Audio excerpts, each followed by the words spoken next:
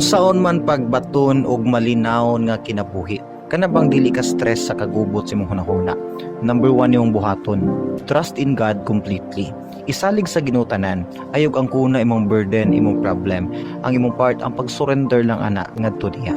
Number 2, fill your mind with scripture. Importante pod nga imong ginaanad imong kaugalingon, ginakondisyon nimo imong mind sa mga verses gikan sa Bible. Pili atong mga good o positive nga mga verses, katong mga promises sa atong Ginoo. Anaray mong kaugalingon nga man-nurture per me sa mga promises sa atong Ginoo. Number 3, practice gratitude. Anaray mong kaugalingon sa pagkamapasalamaton bisan sa gagmay mga butang. Isa sa reason nga nung wala kay peace of mind tod kay wala ka naanad sa pagpasalamat. Pero i-train imong kaugalingon anara gyud nga bisan sa pagmata sa buntag sa tubig mong ginom nga mahimo kang mapasalamaton ug sa imong kaugalingon paghimo ana, and then abot sa unahan maanad na kanya nga attitude. Number 4, forgive and seek forgiveness. Isa sa reason nga nung gubot imong hunahuna tod kay naa kay gikasuk-an nga tao, that's hatred. You know, makagubot na sa imong hunahuna kasing-kasing. Gawas pod niya na panghayo pog pusaylo sa mga tao nga posibleng nakasala ka. Isa sa reason man gud kanang natay konsensya, natay guilt sa tong heart tod kay balutang nga naay tao nga nahimuan na tuog dili mao. Number 5, live in harmony with others. Importante pod nga kabalo ka makisama sa mga tao. Part sa atong existence sa pag-maintain sa atong peace of mind, sa harmony sa atong life, nga kabalo ta makisama, makigdeal pod sa ubang tao. Dili man kinahanglan tao nga maayo jud ka, close jud ka nila, pero at least naa kay mga tao, mga friends nga kabalo ka makigdeal sa ilaha.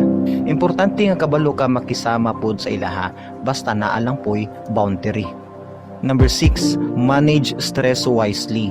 Stress ka sa work, stress ka sa pag-eskwela, importante po nga kabalo ka mo dala niana. Ayaw bunugay mo kaugalingon sa mga physical na nga activity o sa mga mental nga activity. Tagay po rest mo kaugalingon. Kaya say ma-fatigue ta sa atong body mo nang hinungdan usahay dili na ka-function og maayo atong brain ug magubot na atong hunahuna. Number 8, serve others. The more ka makahatag og kindness nga tus ubang tao, makahatag nig gaan nga feelings imong heart, isa na sa mga mystery og blessing sa pagkamatinabangon. So i-train nimo kaugalingon nga bisan sa simple kaayo nga tabang, makatabang ka sa ubang tao, labi na sa mga nagkinahanglan. Number 9, guard your thoughts. Importante nga responsible ka sa imong hunahuna. Ayaw pag hunahunag mga butang nga makahatag nimog stress, makagubot sa imong kaugalingon, makagubot sa imong hunahuna.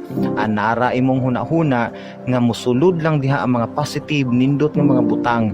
Pangitag way nga makalimot ka sa mga nakapastress sa imong life.